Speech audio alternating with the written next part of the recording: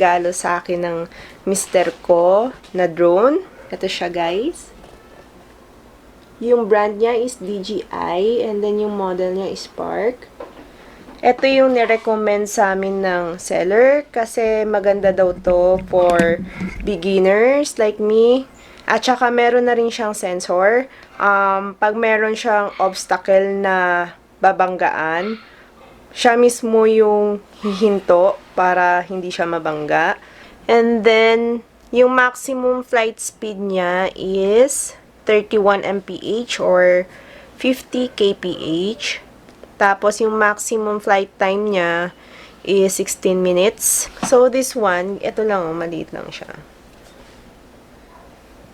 Pang-practice, pwede na daw siya, sabi ng seller. Anyway, binili rin namin siya sa Meyer Photo. Okay.